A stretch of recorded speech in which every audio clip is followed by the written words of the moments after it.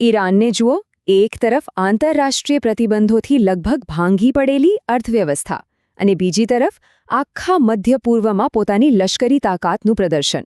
આ કેટલો મોટો વિરોધાભાસ છે, ખરું ને?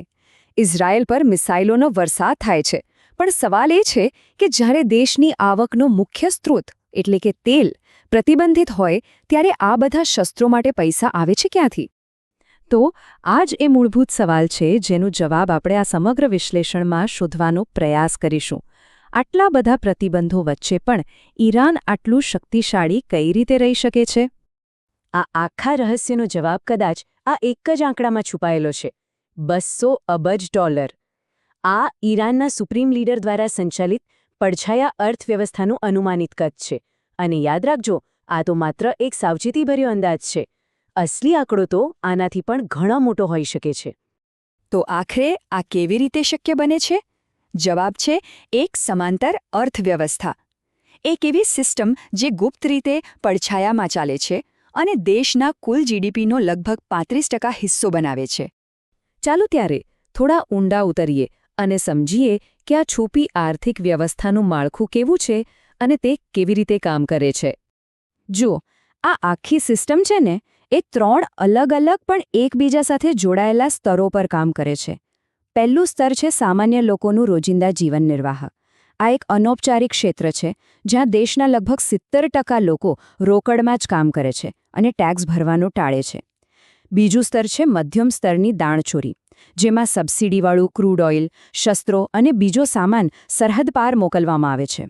અને ત્રીજું સૌથી શક્તિશાળી સ્તર છે શાસનનું પોતાનું સામ્રાજ્ય, જેને IRGC એટલે કે ઇસ્લામિક રેવોલ્યુશનરી ગાર્ડ કોર્પ્સ અને સેતાજ જેવી સંસ્થાઓ ચલાવે છે. પણ સવાલ એ છે કે આટલી મોટી પડછાયા અર્થવ્યવસ્થા શરૂ ક્યાંથી થઈ? એને સમજવા માટે આપણે થોડું પાછળ જવું પડશે, છેક 1979ની ક્રાંતિના સમયમાં.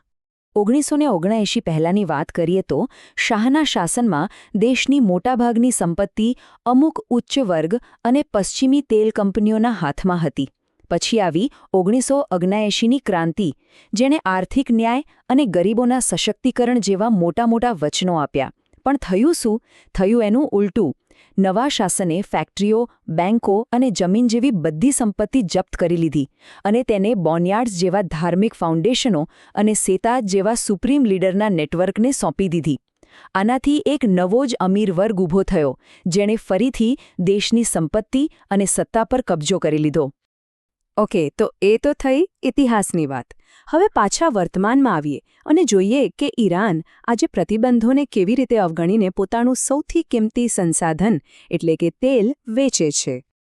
આ આખા નેટવર્ક પાછળ એક માસ્ટરમાઇન્ડ છે. એનું કોડનેમ છે હેક્ટર.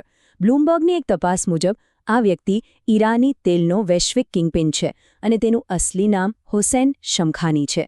અને આશ્ચર્યની વાત એ છે કે તે સુપ્રીમ લીડરના એક ટોચના સલાહકારનો જ પુત્ર છે. તે દુબઈ જેવા નાણાકીય કેન્દ્રોમાંથી આ સમગ્ર ઓપરેશન ચલાવે છે. તો આ લોકો કામ કેવી રીતે કરે છે?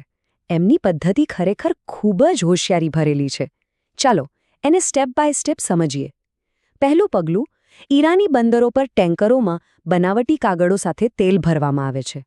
બીજું પગલું, હોર્મુઝની સામુદ્ર ધુનીમાંથી પસાર થતી વખતે જહાજના GPS ટ્રેકર બંધ કરી દેવામાં આવે છે, જેથી એ રડાર પરથી ગાયબ થઈ જાય.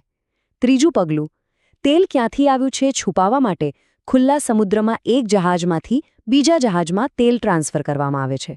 અને છેલ્લે ચોથું પગલું, ચીન જેવા ખરીદદારો પાસેથી જે પૈસા મળે છે એને શેલ કંપનીઓ અને હવાલા નેટવર્ક દ્વારા લોન્ડર કરવામાં આવે છે. તો મોટો સવાલ એ છે કે આ બધા પૈસા જાય છે ક્યાં? જુઓ, આ નફો ફરીથી IRGC અને સેતાજના મોટા બિઝનેસ સામ્રાજ્યોમાં રોકવામાં આવે છે.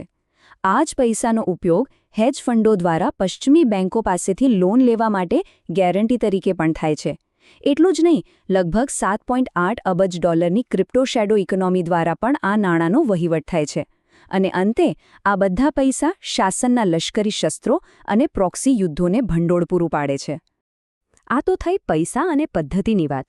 પણ આની ઈરાનના સામાન્ય લોકો પર, એમના સમાજ પર શું અસર થાય છે? ચાલો એ જોઈએ. અહીંયા છે ને સમાજમાં એકદમ સ્પષ્ટ વિભાજન જોવા મળે છે.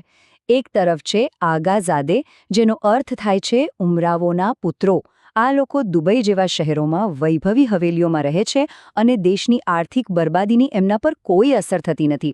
અને બીજી તરફ છે સામાન્ય નાગરિકો, જેઓ ભારે મોંઘવારી, તૂટતી કરન્સી અને ઘટતી ખરીદ શક્તિ સામે રોજ સંઘર્ષ કરી રહ્યા છે. અને આ આખી પરિસ્થિતિનો સારાંશ કદાચ આ એક જ વાક્યમાં આવી જાય છે: ક્રાંતિ અસમાનતાને દૂર કરવા માટે થઈ હતી, પરંતુ 1979 પછી અસમાનતા ઘટવાને બદલે માત્ર વધી છે.